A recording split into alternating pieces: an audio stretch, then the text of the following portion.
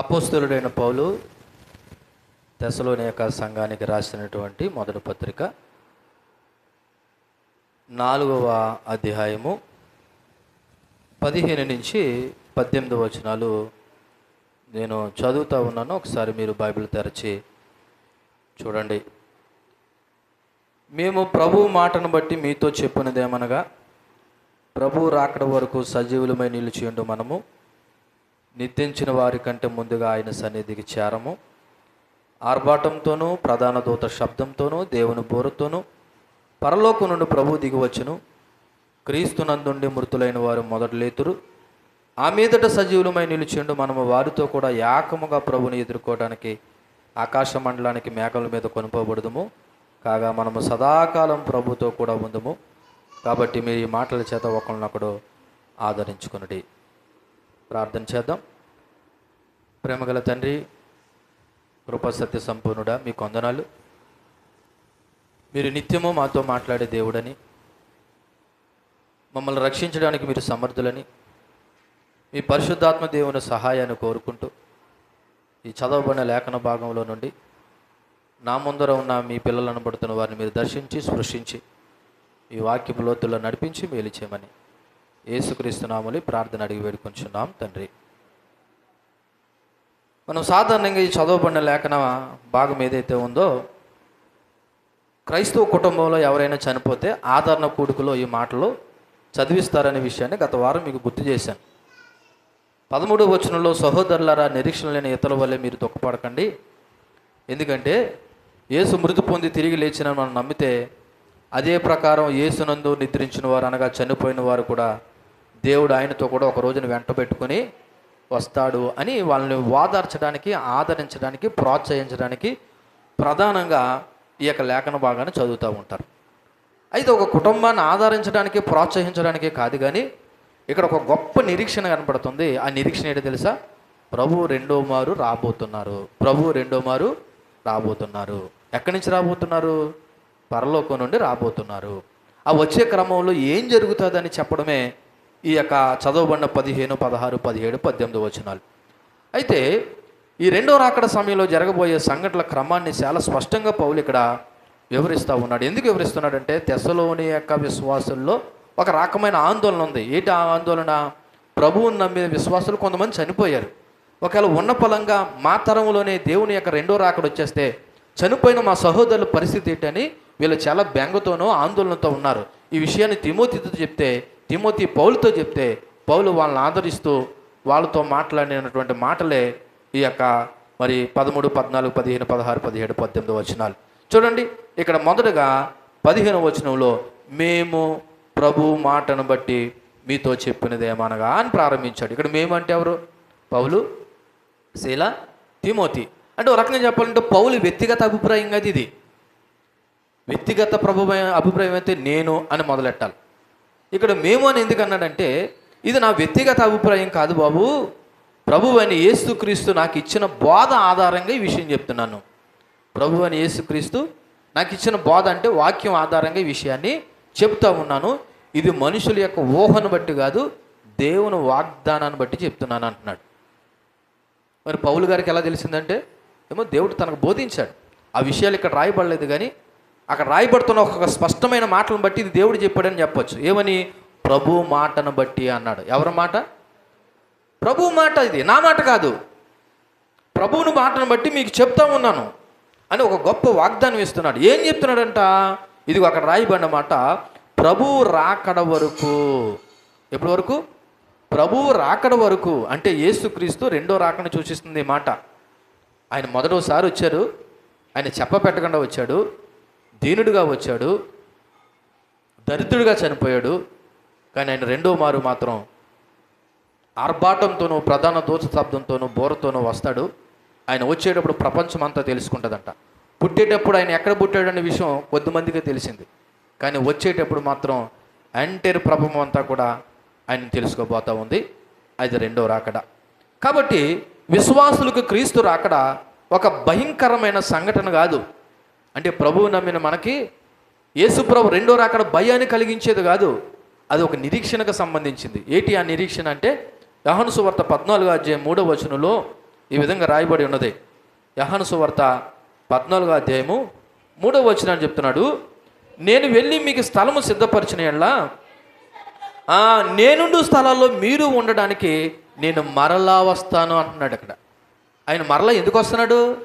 ఒకసారి చూసిపోవడం రావట్లేదు. ఆయన ఉండే స్థలంలో మనము ఉండాలని మనలను తీసుకెళ్ళడానికి వస్తున్నాడంట. నమ్మిన వారు దేవుని స్తోత్రం చెప్పండి. ఎందుకంటే రెండవ రాకడ తథ్యమండి. మీరు నమ్మండి, నమ్మకపోండి, మీరు విశ్వసించండి, విశ్వసించకపోండి, మీరు సిద్ధపడండి, సిద్ధపడకపోండి, రెండో రాకడ మాత్రం తథ్యము. నేనైతే దేవుని సేవకుడుగా నేను సిద్ధపడుతూ మిమ్మల్ని సిద్ధపడమని చెప్తున్నాను. ఈయన ఎందుకు వస్తున్నాడంట? నేను మీ కొరకు స్థలములు సిద్ధపరిచి ఉన్నాను, నేనున్న స్థలాల్లో మిమ్మల్ని కూడా తీసుకెళ్ళడానికి వస్తానంటున్నాడు. ఎలాగ వస్తానంటున్నాడు? అపోస్తుల కార్యాలు 1వ అధ్యాయము 11వ వచనంలో చెప్పబడినట్లు, అపోస్తుల కార్యాలు 1వ అధ్యాయం 11వ వచనంలో చెప్పబడినట్లు అక్కడ దూత అంటుంది, గలిలయ మనుషులారా, మీరు ఎందుకు నిలిచి ఆకాశం వైపు చూచుచున్నారు? మీ యొద్ద నుండి పరలోకానికి చేర్చుకోబడిన యేసే ఏ రీతిగా పరలోకానికి వెళ్ళుట మీరు చూచుచున్నారో ఆ రీతిగానే మరలా ఆయన తిరిగి వచ్చినని వారితో చెప్పును. మరలా అదే గలిలయ కొండ మీదకి దేవుడు రాబోతున్నాడు. ఆయన ఏ విధంగా అయితే ఆకాశానికి వెళ్ళిపోయాడో మరలా అదే ఆకాశం నుండి ఆయన మరలా ఏం చేయబోతున్నాడు? రాబోతున్నాడు. ఇవి మీరు నమ్మాలి. క్రైస్తవుడికి నమ్మకం లేకపోతే నువ్వు నమ్మిన ప్రభు నమ్మిన విశ్వాసం ఉపయోగం లేదు. కాబట్టి ప్రభు రాకడ తథ్యము, ఇది సత్యము, ఇది క్రైస్తవులు అనబడుతున్న మనం అందరము నిరీక్షించవలసిన విషయము. అయితే ఇక్కడ పౌలు ఏం చెప్తున్నాడు ఈ నిద్రించిన వారిని గురించి? ఇదిగో మేము ప్రభు మాటను మీతో చెప్పింది ఏమనగా, ప్రభు రాకడ వరకు సజీవులమై నిలిచియుండు మనము అని రాయబడి ఉన్నది. ఏమని రాయబడి ఉన్నదండి? సజీవులమై నిలిచియుండు మనము. ఎందుకంటే ఆ మొదటి తరం క్రైస్తవులు ఆ తరంలోనే రెండో రాకడ వచ్చేస్తుంది అనుకున్నారంట. ఆ తరంలో అంటే ఏంటి? వాళ్ళు జీవిస్తున్న సమయంలోనే ప్రభువు రెండోసారి వచ్చేస్తాడన్న విశ్వాసంతో ఉన్నారు. అపోహ కాదు, అంటే అంతగా ప్రభువుని నమ్మారు. ఆయన రెండోసారి వస్తానన్నాడు కదా, బహుశా మేము ఉండగానే వచ్చేస్తాడేమో, మేము ఉండగా వచ్చేస్తే ఇదిగో మా తోటి సహోదరులు ఏమైపోయారు? చనిపోయారు కదా, వాళ్ళ పరిస్థితి ఏమైపోతుంది? వాళ్ళ కానీ ఆ మహిమలో కానీ మరి ప్రవేశించరేమో, వాళ్ళు కానీ కోల్పోతామేమో అన్న సందేహాన్ని బట్టి ఇక్కడ పౌలు భక్తులు వాళ్ళకు ఒక క్లారిటీ ఇస్తున్నాడు. ఏమని క్లారిటీ ఇస్తున్నాడంటే, ఇదిగో సజీవులమై నిలిచియుండు మనము అంటే అప్పటికి బ్రతికి ఉన్న మనము, అప్పటికే కాదు ఇప్పటికీ బ్రతికి ఉన్న మనము చనిపోయిన వారితో పోల్చుకుంటే మనము ముందుగా మహిమ ప్రవేశం చేయము. ఏమంటున్నాడు? ప్రభువు రాకడ వరకు సజీవులమై నిలిచి ఉండు మనము నిద్రించిన వారి కంటే ముందుగా ఆయన సన్నిధికి చేరము. అంటే ఫస్ట్ ఎవరు వెళ్తారు? మాట్లాడండి. ఫస్ట్ ఎవరు వెళ్తారు? క్రీస్తునందు చనిపోయిన వారు ఫస్ట్ లేస్తారంట. అప్పటికి ప్రభు వచ్చే సమయానికి సజీవులుగా నిలిచిండు వారు సెకండ్. వీళ్ళు లేవాల్సిన పని లేదు. ఎందుకని? వీళ్ళు ఎత్తబడతారు. సజీవులుగా ఉన్న వాళ్ళు ఏమవుతారు? ఎత్తబడతారు. అప్పటికే క్రీస్తులో చనిపోయిన వారు ఏం చేస్తారంటే లేపబడతారు. ఇద్దరు ఒక చోట కలుసుకుని దేవుడితో సదాకాలము ఉంటారని తర్వాత వచనాలు చెప్తూ ఉన్నాయి. కాబట్టి ఇక్కడ ప్రతి తరములోనూ అంటే ఆ తరంలో వాళ్ళకున్న నమ్మకం ఏంటంటే ప్రభువు కానీ మేము ఉండగానే వచ్చేస్తాడేమో అన్న విశ్వాసంతో వాళ్ళు సిద్ధపాటు కలిగి ఉన్నారు. మరి ప్రభు ఆ తరంలో వచ్చాడా? రాలేదు. వాళ్ళ తర్వాత తరంలో వచ్చాడా? రాలేదు. ఈ రోజుకి ఎన్ని సంవత్సరాలు అయిపోయింది? 2 సంవత్సరాలు అయిపోయింది. మరి ఇంక వస్తాడంటాడు ఆయన? వస్తాడంటారండి తబ్దు గారు? దొంగ ఎలా చెప్ప పెట్టకుండా వస్తాడో నేను కూడా అలాగా వస్తానంటున్నాడు. చూడండి ఒకసారి మత్తయి సువార్త 24వ అధ్యాయంలో ఒకసారి ప్రభు వారు మనకి జ్ఞాపకం చేస్తున్న మాట. ఇక్కడ వస్తారంటే మీరు కొద్దిమంది మౌనంగా సమాధానం చెప్పలేదని నేను ఒకసారి ఎందుకన్నా మంచిది మీకు సందేహం ఉన్నదేమని నేను ఈ మాటలో చెబుతా ఉన్నాను. చూడండి ఎలాగా 43వ వచనం 24వ అధ్యాయము 43వ వచనంలో, ఏ జామును దొంగ వచ్చునో ఇంటి యజమానికి తెలిసి ఉండినేళ్ళ అతడు మెలకుగా ఉండే ఆ ఇంటికి కన్నము వేయకూడనని మీరు ఎరుగుదురు. మీరు అనుకొనని గడియలో మనిషి కుమారుడు వచ్చును కనుక్కునే మీరు సిద్ధంగా ఉండండి. ఎప్పుడు వస్తాడంటే మనిషి కుమారుడు అనబడుతున్న యేసుక్రీస్తు. మనము అనుకొనని గడియ. అనుకొనని గడియ అంటే ఏంటి? మీకు ఎగ్జాంపుల్ చెప్తాను. ఆ మాట కూడా పైన ఉంది. గర్భవతి, నీరు వేసుకున్న గర్భవతి తన ప్రసవం ఎప్పుడు వస్తుంది అనుకుంటుందా? బహుశా రేపు అనుకుంటుంది, ఎల్లుండి అనుకుంటుంది. కొన్నిసార్లు డాక్టర్లో పలానా డేట్ ఇస్తారు. ఆ డేట్ కంటే ముందే లేదా ఆ డేట్ తర్వాత ఆమె అనుకోని గడిలో ఎలాగైతే గర్భవతి ప్రసవం జరుగుతుందో దేవుడు కూడా మనము అనుకొనని గడియలో ఆయన వచ్చేస్తాడంట. మరి వచ్చేస్తే ఏంటన్నాడు అక్కడ రాయబడిన మాట? మీరు సిద్ధంగా ఉండండి, మీరు సిద్ధంగా ఉండండి. అంటే ఇక్కడ ప్రతి తరంలోనూ ప్రతి క్రైస్తవ విశ్వాసి ఒకవేళ ప్రభువు నా తరంలోనే వచ్చేస్తాడేమో, ఈ సంవత్సరం వచ్చేస్తాడేమో, లేదా నేను బ్రతుకుండగా వచ్చేస్తాడేమో అన్న సిద్ధపాటుతో నిరీక్షణతో మనం అందరంగా సిద్ధంగా ఉండాలండి. లేదు పాస్టర్ గారు అప్పుడే 2000 సంవత్సరాలు అని చెప్తున్నారు, బహుశా నేను చనిపోతాను. ఒక చనిపోయినా చనిపోవచ్చు, కాదంటలేదు. కానీ ఆ చనిపోవడం కూడా ఎలా చనిపోవాలంట? అది 16వ వచనంలో ఉంది, నేను చెప్తాను అప్పుడు. కాబట్టి ఇప్పుడు ఫస్ట్ మనం అందరము నేర్చుకోవాల్సిన విషయం ఏంటంటే, ఇక్కడ పౌలు భక్తుడు ప్రభు మాటను బట్టి మేము చెప్తున్న మాట ఏంటంటే మా సొంత మాట కాదు. ఒకవేళ నిద్రించిన వారిని గురించి మీరు బాధపడితే మీ అందరికీ సంతోషకరమైన విషయం చెప్తున్నాను చూడండి. మనకంటే ముందు వాళ్ళే త్వరగా లేస్తారు. దేవునికి మహిమ కలుగును గాక. ఎవరికంటే? సజీవులమై నిలిచి ఉండు మనకంటే, అంటే ప్రస్తుతం జీవిస్తున్న మనకంటే ఫస్ట్ ఎవరు లేస్తారు?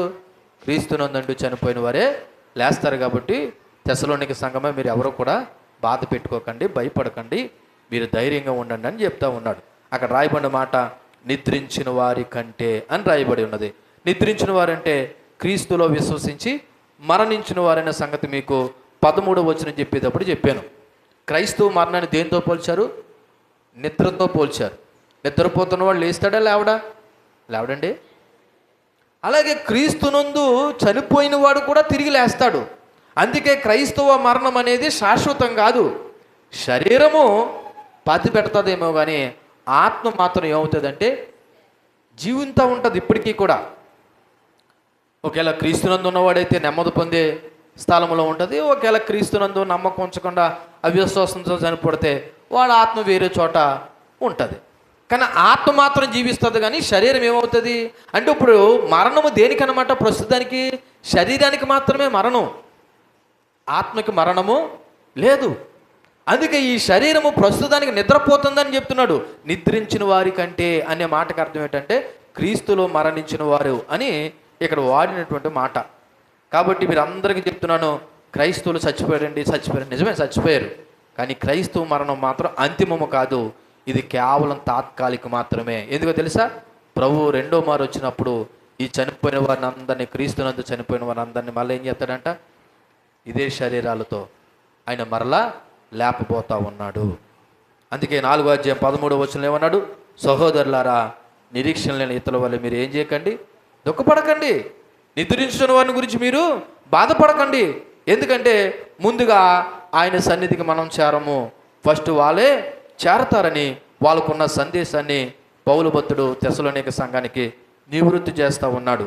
ఎందుకంటే క్రీస్తు ఈ భూమి మీదకి వచ్చినప్పుడు బ్రతికి ఉన్న విశ్వాసుల కంటే నిద్రించిన విశ్వాసులు ముందుగా ఆయన సన్నిధికి చేరతారు, ఆ తర్వాత బ్రతికి ఉన్నవారు చేరతారు అన్న విషయాన్ని జ్ఞాపకం చేస్తూ ఇక్కడ ప్రధానంగా ఒక మాటలో చెప్పాలంటే క్రీస్తులో మరణించిన వారు నష్టపోరండి.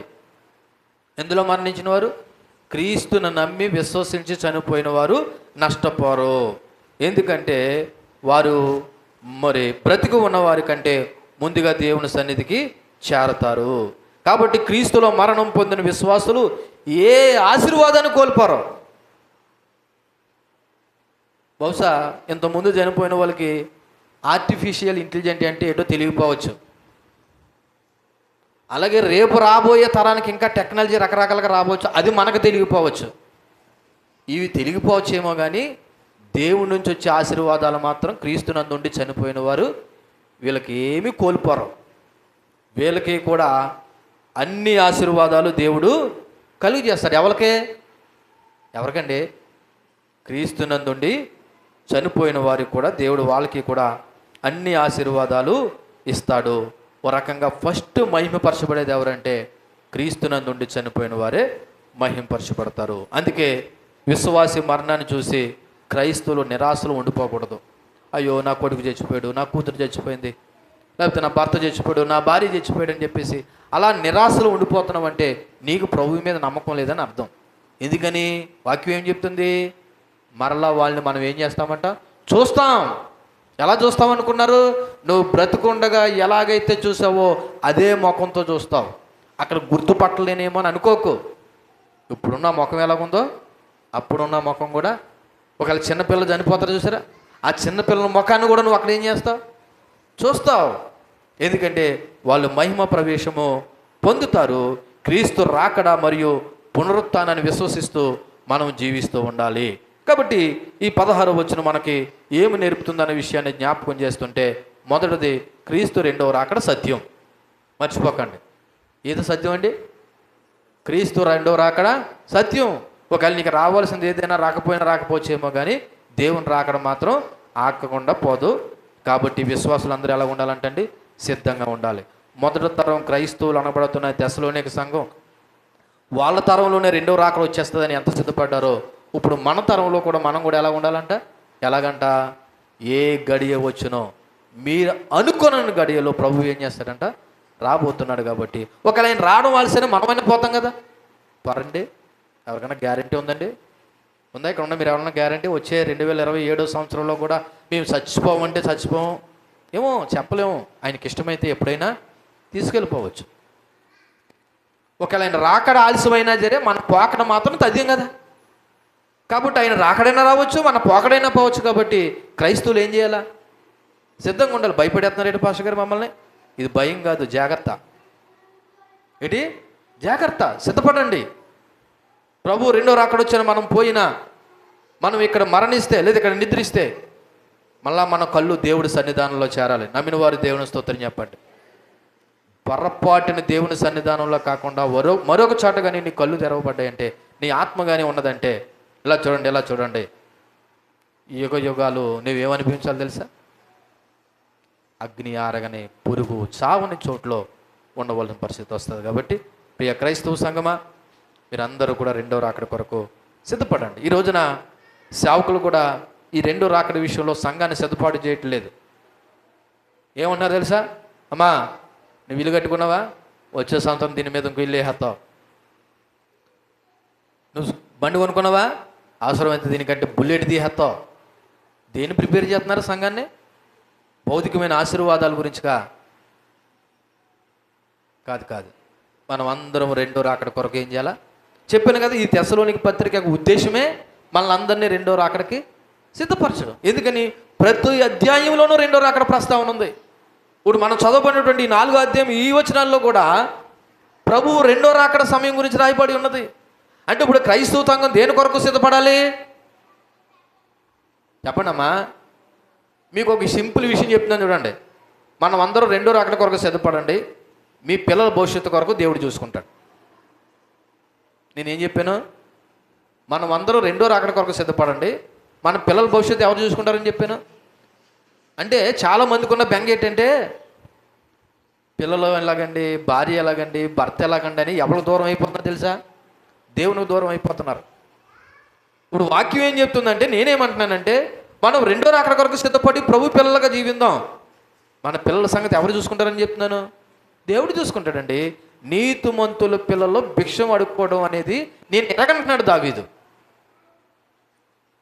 మనం అందరూ రెండో రాకడ కొరకు సిద్ధపడదాం. పిల్లల భవిష్యత్తు సంగతి దేవుడు చూసుకుంటాడు. లేదా నీ కుటుంబ భవిష్యత్తు సంగతి ఎవరు చూసుకుంటారు? దేవుడు చూసుకుంటాడు.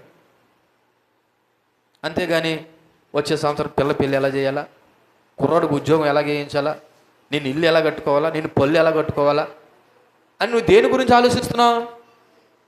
భౌతికమైన వాటి గురించి ఆలోచించి రెండో రాకడ కొరకు సిద్ధపడకపోతే నేను మరలా చెప్తున్నాను, నువ్వు విడవబడిన విశ్వాసగా మిగిలిపోతావు. బుద్ధి లేని కన్నికలు ఎలాగైతే విడవబడ్డారో భక్తి చేసి కూడా నువ్వు అలా విడవబడతావు. కాబట్టి ఇక్కడ అందరూ నాతో సహా మనం అందరూ దేని కొరకు సిద్ధపడాలండి? ధర్మరాజు గారు, రెండో రాకడ కొరకు సిద్ధపడాలి. ఎందుకంటే ప్రభు రాకడ సత్యం. రెండోది ఇక్కడ పునరుత్థాన క్రమం కనబడుతుంది. ఏంటంట? మొదట క్రీస్తులో మరణించిన వారు మొదట లేపబడతారంట, తర్వాతే సజీవులు లేపబడతారు. ఈ మాట మనము ధైర్యం తెచ్చుకోవాలి. మీరు అనుకోవచ్చు, మా ఆయన, మా కుమారుడు, మా కుమార్తె చనిపోయారండి అంటే గుర్తుపెట్టుకో, వాళ్ళే ముందు లేస్తారంట మనకంటే, ఒకవేళ నిజంగా క్రీస్తులో చనిపోయిన వారైతే. తర్వాత సజీవులమై నిలిచిండు మనం లేస్తామని ఇక్కడ ఒక పునరుత్థాన క్రమం కనపడుతుంది. మూడోది ప్రోత్సాహకరమైన మాట ఏంటి తెలుసా? ఒకవేళ పొరపాటున ఎవరైనా మన కుటుంబాల్లో ఇటువంటి పరిస్థితులు వచ్చి చనిపోతే వాళ్ళకి వెళ్ళి మనం చెప్పవలసిన మాట ఏంటి తెలుసా? అమ్మా, నీ కొడుకు గురించి, నీ కూతురు గురించి, నీ భర్త గురించి, నీ భార్య గురించి బాధపడకు. మరలా మనం వాళ్ళని రెండో రాకడ సమయంలో చూడబోతున్నామని విశ్వాసులు ఒకరినొకరు ఏం చేసుకోవాలంట? ఆదరించుకోవాలి, ప్రోత్సహించుకోవాలనే మాట ఇక్కడ మనకు జ్ఞాపకం చేస్తూ ఉన్నాడు. కాబట్టి 15వ వచనం మరలా చదువుతున్నాను. మేము ప్రభు మాటను బట్టి మీతో చెప్పినదేమనగా, ప్రభు రాకడ వరకు సజీవమై నిలిచి ఉండి మనము నిద్రించిన వారి కంటే ముందుగా ఆయన సన్నిధికి చేరము. అంటే ఏంటి? ఫస్ట్ క్రీస్తునందు మృతులైన వారు ప్రభు సన్నిధికి వెళ్తారు, తర్వాత సెకండ్ సజీవమై నిలిచి ఉండేవారు వెళతారు అన్న ఒక క్లారిటీ ఇక్కడ ఇచ్చేశాడు. 16వ వచనం చూడండి, ప్రభు ఎలా వస్తాడో చెప్తున్నాడు అక్కడ. 16వ వచనంలో ఆర్భాటంతోనూ, రెండోది ప్రధాన దూత శబ్దంతోనూ, మూడోది దేవుని బోరతోనూ. చూడండి చూడండి చూడండి, అక్కడ రాయబడిన మాట. ప్రభు ఎక్కడి నుంచి వస్తాడంట? ఒకవేళ ఎవరికైనా డౌట్ ఉంటే కాకినాడ నుంచి, కత్తిపూడి నుంచి, అమెరికా నుంచి, ఆస్ట్రేలియా నుంచి అనుకుంటే ఒకసారి చూడండి, ప్రభు అక్కడ సమాధానం చెప్తున్నాడు. ఎక్కడి నుంచి వస్తున్నాడంట? ఎక్కడి నుంచి అంటే చెప్పండమ్మా. ఆర్భాటంతోనూ, ప్రధాన దూత శబ్దంతోనూ, దేవుని బోరతోనూ పరలోకము నుండి ప్రభువు దిగి వచ్చును, క్రీస్తు నందుండి మృతులైన వారు మొదట లేతురు. ఈ 16వ వచనం కూడా చెప్పి నేను ముగించే ప్రయత్నం చేస్తాను. మిగిలిన వచనాలు వచ్చే వారం మనం ధ్యానం చేద్దాం. చూడండి, ఈ వచనంలో రెండో రాకడ ఎలా జరుగుతుందో అన్న విషయాన్ని జ్ఞాపకం చేసుకుంటే, ఫస్ట్ ప్రభు ఎక్కడి నుండి వచ్చునని రాయబడి ఉన్నదండి. ప్రియ సంగమా, ఇక్కడ అందరూ మీరు అందరూ మెలకుగా తెలుగుగా అలర్ట్గా ఉన్నారు కదా. ప్రభు ఎక్కడి నుంచి వస్తాడంట? పరలోకము నుండి దిగి వచ్చును. ఇక్కడ ప్రభువే వస్తాడు. ఆయన తరపున ఎవరో రారో. ఆయన తరపున పిఏయో లేకపోతే దూతలో రారో. స్వయాన ఆయనే వస్తాడు. హిమ్సెల్ఫ్ తనకు తానే పరలోకం నుండి దిగి వస్తాడంట. ఆయన తరపున ఏ దూతలు కానీ ఏ ప్రతినిధులు కానీ రారంట. యేసుక్రీస్తే స్వయాన వస్తాడంట. ఇందాకలా చదవబడినట్టు, నేనుండు స్థలములో మీరును ఉండులాగున నేను మరలా వస్తానని చెప్పిన మాటను బట్టి ఆయనే స్వయాన వస్తాడు. అయితే ఎలాగొస్తాడంటే ఇక్కడ రాయబడిన మాటలు 3 మాటలు. ఒకటి ఆర్భాటంతోనూ, 2 ప్రధాన దూత శబ్దంతోనూ, 3వది దేవుని యొక్క. ఎందుకండి అలాగ ఎందుకు రావాలో ఒక సత్యాన్ని మనం తెలుసుకుందాం. ఏంటి ఆ సత్యము? ఇందాక గుర్తు చేశాను. ప్రభువు జన్మించేటప్పుడు ఆయన డమక వేసి జన్మించలేదు. ప్రభు పుట్టిన తర్వాత, జన్మించిన తర్వాత అక్కడ ఉన్నటువంటి పశువుల కాపర్లకి విషయాన్ని చెప్పాడు. కానీ ఇక్కడ మాత్రం ఆయన రాకడ పబ్లిక్గా జరుగుతుందంట. ఏంటండి? పబ్లిక్గా. మీకు విషయం చెప్పనా? ఇప్పుడు ప్రజెంట్ ఒకప్పుడు విదేశాలకు వెళ్ళిన పిల్లలు మనతో మాట్లాడాలంటే మా దారకొండసన్న టైంలో క్యాసెట్ రికార్డింగ్ చేస్తే ఆ రికార్డింగ్ క్యాసెట్ ఇక్కడికి వస్తే మనం విని ఆలకించి మరలా ఇక్కడ క్యాసెట్ రికార్డింగ్ చేసి అక్కడ పంపించేవాళ్ళు. ఇప్పుడు డైరెక్ట్గా మనం ఏం చేస్తున్నాం? ఫోన్లో ముఖం చూసుకుంటున్నాం. ఎక్కడున్నారు వాళ్ళు? విదేశాల్లో ఉన్నారు. మీకు ఇంకొక విషయం చెప్తున్నాను. క్రికెట్ మ్యాచ్ ఎక్కడో ఆస్ట్రేలియాలో జరుగుతుంది. ఎక్కడుండి చూస్తున్నాం మనం? మన ఇంటికాడ ఉండి మన ఇంట్లో చూస్తున్నాం. అలాగే ప్రభువు రాకడ కూడా ప్రపంచం అంతా తెలుస్తుంది. అలా తెలియడానికి ఇక్కడ దేవుడు 3 విషయాలని జ్ఞాపకం చేస్తున్నాడు. 3 సంకేతాలు. అందులో మొదటిది ఆర్భాటము, లౌండ్ కమాండ్. అంటే ఏంటి తెలుసా? ఒక సైన్యానికి సైన్యాధిపతి ఎలాగైతే గట్టిగా కేక వేస్తాడో అలాగే ప్రభు వస్తున్నాడనే ఒక విషయం లౌండ్ సౌండ్తో. ఆ సౌండ్ అంట ప్రపంచం అంతా వినబడుతుందంట. నమ్మట్లేదా మీరు? ఎక్కడో జరుగుతున్న మ్యాచ్ని ఇంటికాడ ఉండి చూసినప్పుడు ఆకాశం నుండి వస్తున్న సౌండ్ ప్రపంచం అంతా ఎలాగ వినబడుతుంది అంటే వినబడుతుంది. నువ్వు నమ్ము. ఆయనకు అసాధ్యమైనది ఏది లేదు. ఆ సౌండ్ అంట ఆర్భాటము. ఆర్భాటం అంటే తెలుసా మీకు? సింపుల్గా కొన్ని ఫ్యాక్టరీస్ షిఫ్ట్లు మారేటప్పుడు ఒక రకమైన సౌండ్ వాళ్ళు వదులుతారు. అది కనీసం 1 నిమిషం 2 నిమిషాలు సౌండ్ వస్తుంది. కనీసం ఆ పరిసర ప్రాంతాలందరికీ వినబడుతుంది. అలాగే ఈ సౌండ్ కూడా ఏదో క్యూన్ అని వచ్చేదో అందరికీ వినపడేలాగా ఆర్భాటం అంటే ఏంటి తెలుసా? అందరూ తెలుసుకునేలాగా. ఏం జరుగుతుందిరా బాబు అనుకుంటారంట అందరూ. ఏంటి ఏం జరుగుతుందిరా బాబు, ఎంత సౌండ్ ఎక్కడి నుంచి వస్తుందని మొత్తం ప్రపంచం అంతా తెలుసుకుంటుందంట. అది ఒక రకంగా చెప్పాలంటే ఒక పెద్ద కేక. నాకు అనడానికి ఓపు లేదు కానీ అది ఒక పెద్ద కేక. ఎంత పెద్ద కేక అంటే భూమి మీద ఉన్న మనుషులు అనబడుతున్న వారు అందరూ కూడా చెవులారా వినేంత కేక. అది ఆర్భాటం. రెండోది ఏంటంట, ప్రధాన దూత శబ్దం, వాయిస్ ఆఫ్ ది ఆర్కేంజల్. అంటే ఏంటి తెలుసా? బహుశా మిఖాయేలు అవ్వచ్చు. ప్రధాన దూత యొక్క స్వరము కూడా, ఆ దూత కూడా స్వరం ఏం చేస్తుందంట, వినపడుతుంది, ఎలర్ట్ చేస్తుంది. ఎవరిని? క్రీస్తునందుండు మృతులైన వారిని, అలాగే అప్పటికి సజీవులై నిలిచిండు వారిని. ఒకటి ఆర్భాటం ఎందుకంటే ప్రపంచం అంతా తెలుసుకోవడానికి. ఈ ప్రధాన దూత శబ్దం ఎందుకంటే ఆయన పిల్లలను పోగేయడానికి, ఆయన పిల్లలని పోగేయడానికి, లేదా సమకూర్చడానికి, లేదా వాళ్ళకి వినపడడానికి. మూడోది ఏంటంట, దేవుని బోరత, ట్రంపెట్ కాల్ ఆఫ్ గాడ్. ఇది దేవుని బోర. కొన్నిసార్లు యుద్ధానికి వెళ్ళడానికి, సమూహాలను పోగు చేయడానికి దేవుని బోర. మన చేతుల్లో తీర్థాల్లో దొరికే బోర కాదు ఇది. ఇది దేవుని బోర. ఇవన్నీ కూడా రాకడను ప్రకటించే గొప్ప సంకేతాలు. ఈ మూడు సంకేతాల ఉద్దేశం ఏంటో తెలుసా? ఇలా చూడండి, ఇలా చూడండి, ఇలా చూడండి. ఎవ్వరూ కూడా ఈ భూమి మీద తన పిల్లలు మిస్ అవ్వకూడదని. పొరపాటున ప్రభువు నమ్మిన వాడు ఈ భూమి మీద విడబడకూడదు, లేదా నిద్రించిన వాడు లేపబడకుండా ఉండిపోకూడదు. నిజంగా క్రీస్తునందు నమ్మిన వారు, విశ్వసించిన వారు, నిద్రించిన వారు ఏ ఒక్కరు మిస్ కాకుండా ఉండేలాగా లోకమంతటా ఉన్న విశ్వాసులందరినీ సమకూర్చడానికి ఈ మూడు సంకేతాలను దేవుడు వాడుకోబోతున్నాడు. ఒకవేళ అలా అడవుల్లో ఉన్నా సరే, అంధకారములో ఉన్నా సరే, ఒకవేళ సముద్రపు అగాధపు లోతుల్లో ఉన్నా సరే, వాళ్ళకి కూడా ఈ శబ్దాలు ఏం చేయబడతాయి? వినపడతాయి. సో ఈ సంకేతాల యొక్క ఉద్దేశం ఏంటంటే దేవుని పిల్లలు ఎవరూ కూడా భూమి మీద విడవకుండా, మిస్ అవ్వకుండా అందరూ కూడా సమకూర్చబడతారంట. ఒక్కసారి మీరు నేను అంటా అనుకోకండి. కొరింథీయులకు రాసినటువంటి మొదటి పత్రిక 15వ అధ్యాయము 52వ వచనం చదువుదాం ఒకసారి. కొరింథీయులకు రాసినటువంటి మొదటి పత్రిక 15వ అధ్యాయము 52వ వచనంలో లేదా 51వ వచనం కలిపితే, ఇదిగో మీకు ఒక మర్మము తెలియపరుచున్నాను, మనం అందరం నిద్రించంగానే నిమిషములో, అనగా ఒక రెప్పపాటున, ఏ మోర అంటండి? కడబోర. కడబోర అంటే చివరగా ఊదే బోర అన్నమాట. కడబోరం రోగగానే మనం అందరము మార్పు పొందుతాము, బోరం రోగును. అప్పుడు మృతులు ఎలా లేపబడతారంటండి? అక్షయులుగా లేపబడతారంట. మనం ఏం చేస్తామంట? మార్పు పొందుతాము. ఏం పొందుతామంట? మనము మార్పు పొందుతాము. మళ్ళా ఈ శరీరాలు దేవుడు మార్చి, మహిమ శరీరంగా మార్చి, చనిపోయిన వారిని లేపి, అప్పుడు భూమి మీద ఉన్న సజీవులుగా ఉన్న మనల్ని అందరినీ కూడా దేవుడు ఉన్న చోటకి ఏం చేస్తారంటే ఈ మూడు కూడా ఆ యొక్క శబ్దాలతో మనందరినీ కూడా దేవుడు తీసుకెళ్తున్నాడు. నమ్మితే మీరు ధన్యులు. ఇది ఏదో నమ్మబుద్ధి ఎలా లేదని అనుకుంటే నీ ఇష్టం, నేనేం చేయలేను.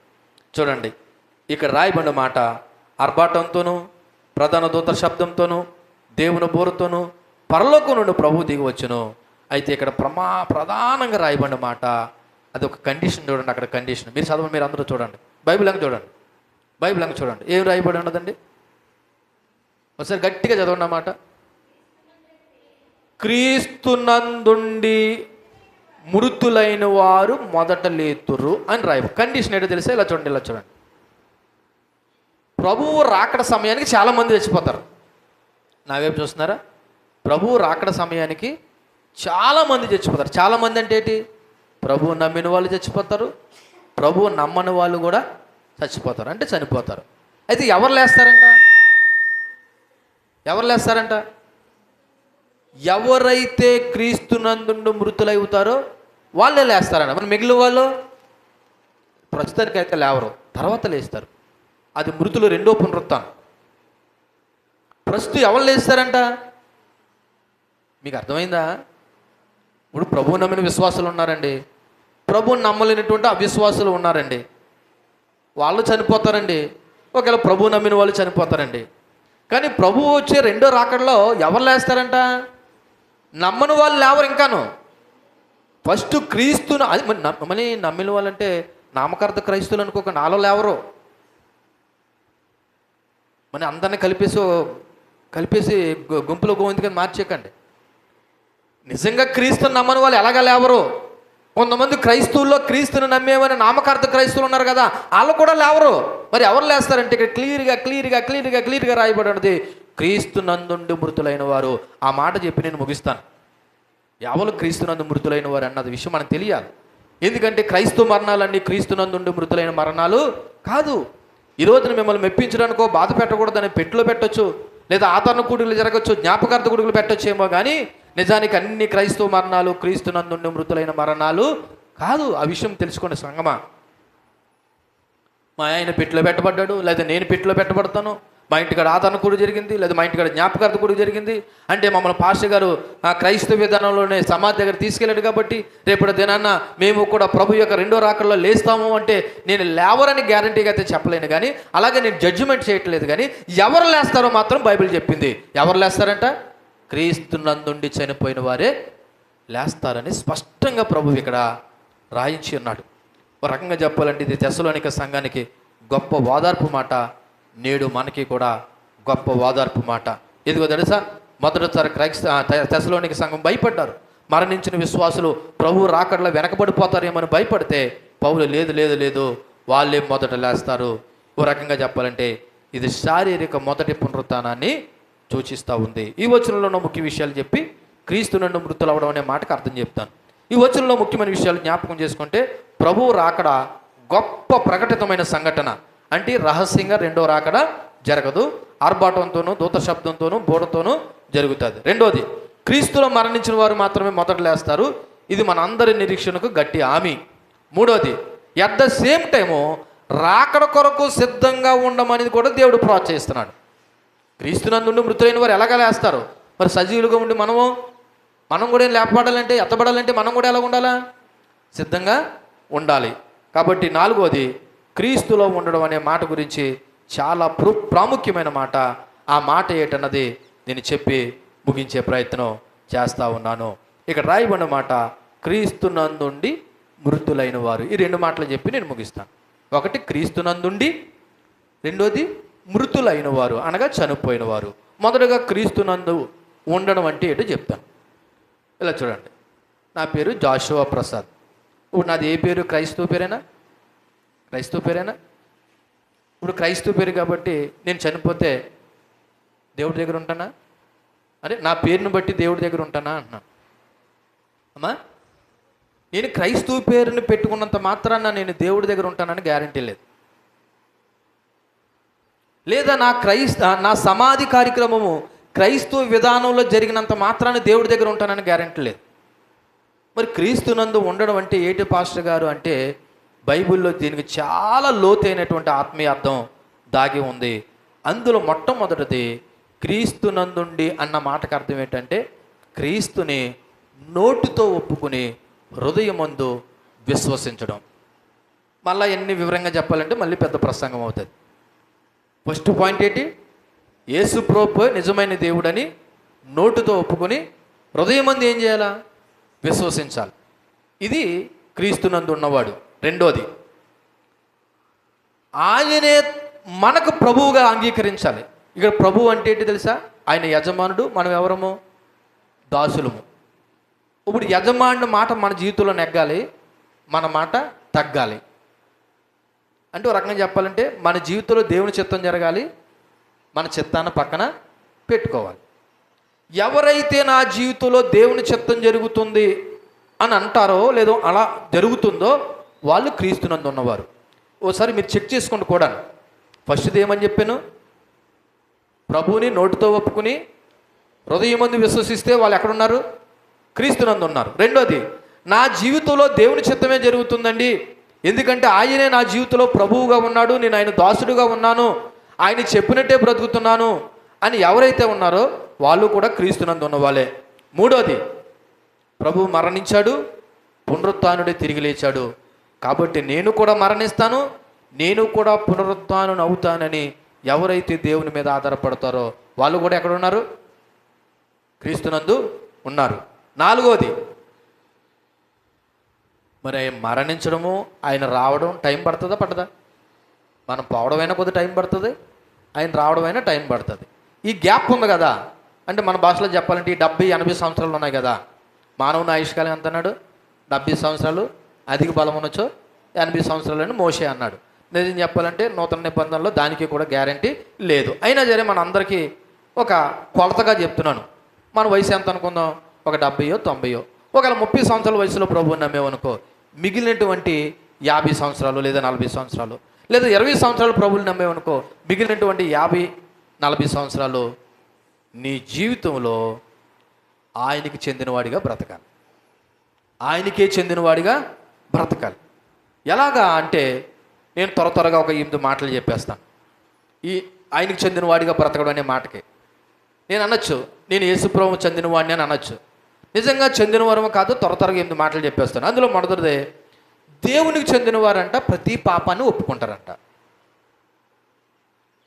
దేవునికి చెందినవారు ప్రతి పాపాన్ని ఏం చేస్తారంట, అవసరమైతే దేవుడి ఎదుట ఒప్పుకుంటారంట, మనుషులు ఎదుట కూడా. అవును చెల్లి, అవునక్క, అవునన్నయ్య, నిజమే నేను పాపం చేశాను, దేవుడు క్షమించమని నేను ప్రార్థన చేస్తున్నాను, నువ్వు కూడా నా గురించి ప్రార్థన చేయని ఏం చేస్తారంట, దేవుని చెందినవారు వాళ్ళ పాపాలని ఒప్పుకుంటారంట, దేవుని మీద ఆధారపడతారంట. రెండోది, ఆ పాపం నుండి వెనతిరుగుతారంట, ఒప్పుకొని మళ్ళీ ఆ పాపంలో కొనసాగరంట. అంటే నేను ఎవరికి ఈ మాటలు చెప్తున్నాను, క్రీస్తునందుండి మృతులైన వారు దేవునికి చెందిన వారు అని చెప్పడానికి ఉన్న కొన్ని లక్షణాల్లో మొదటిది, పాపాన్ని ఒప్పుకుంటారు, దేవుడి దగ్గర ఒప్పుకుంటారు, మనుషుల దగ్గర ఒప్పుకుంటారు. అలాగే ఆ పాపం నుండి ఏం చేస్తారంట, వెనక్కి తిరుగుతారు. అంటే ఆ పాపంలో ఇక జీవించరు. ఆ పాపంలో జీవిస్తున్నారంటే ఇప్పుడు వాళ్ళు ఎవరు కాదు, క్రీస్తునందుండి చనిపోయేవారు కాదు, పేరుకి ప్రభు నమ్మిన వారు అంతే. వీళ్ళనే నామకార్థ క్రైస్తవులు అన్నారు, లేదా భక్తిహీనులు అన్నారు. మూడోది, వారి జీవిత విధానం మారిపోతుందంట.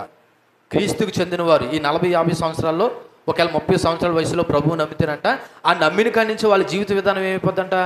అంటే జీవిత విధానం మారిపోవడం అంటే అప్పుడు దాకా ప్యాంట్ వేసుకున్నాడు సూటు బూట్ వేసుకుంటాడని కాదు, మాటలు మారిపోతాయంట, ప్రవర్తన మారిపోతుందంట, అలవాట్లు మారిపోతాయంట, స్నేహాలు కూడా మారిపోతాయంట.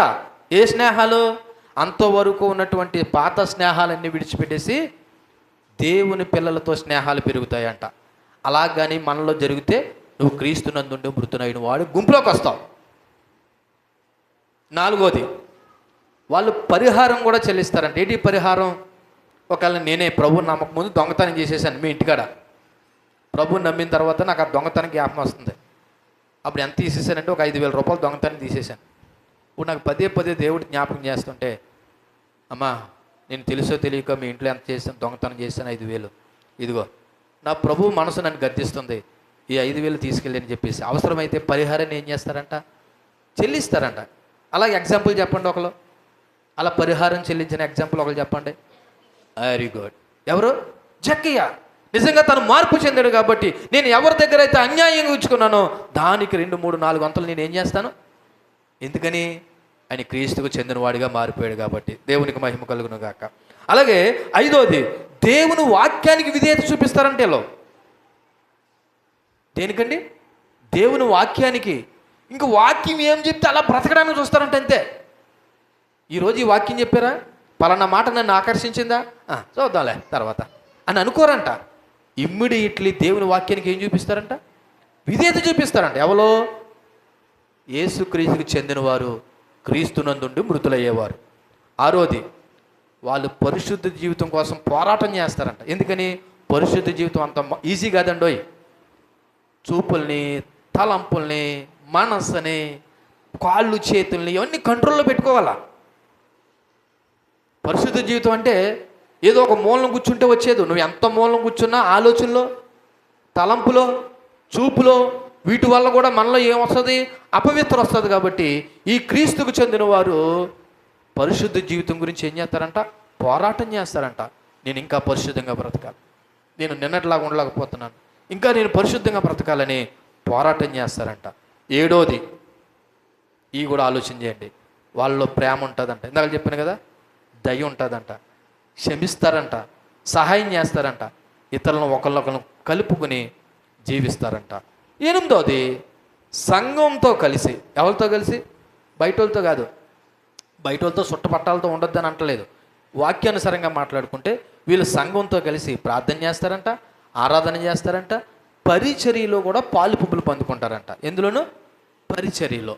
ఇప్పుడు చెప్పండి, ఈ 8 లక్షణాలతో ఎవరైతే, నేను కొన్నే చెప్పాను, ఇవే మ్యాండేటరీ అని కాదు, ఇంకా ఉండొచ్చు, ఇంకా ఉన్నాయి, ఇవే ఖచ్చితం అని చెప్పట్లేదు. ఇలాగా ఈ లక్షణాలతో ఎవరైతే జీవిస్తారో అలాగ జీవించినంత మాత్రాన మేము పరిశుద్ధులని అనుకోకండి. మన పరలోకంలో ఉండడం అనేది దేవుని యొక్క కృప. ఎందుకంటే మన మంచి పనులను బట్టి, మన నీతి కార్యాలను బట్టి మన పరలోకంలో ఉండవు. కానీ దేవుని పిల్లలుగా మాత్రం మనం ఇలా జీవించి ఒకవేళ ఎలాగని మరణిస్తే ఆ మరణాన్ని ఏమంటారు తెలుసా? క్రీస్తునందుండి మృతులైన మరణం అని చెప్పచ్చు. అర్థమైంది అనుకుంటాను. అలా చెప్పనా? ఈసారి ఎవరు పడితే వాళ్ళు చచ్చిపోయారు కాబట్టి వీళ్ళు క్రీస్తులో ఉండి చచ్చిపోయారు అని మీరు డిక్లేర్ చేయకండి. అంటే బైబిల్ చెప్పిన కొన్ని కొలమానాలు బట్టి చెప్తున్నాను.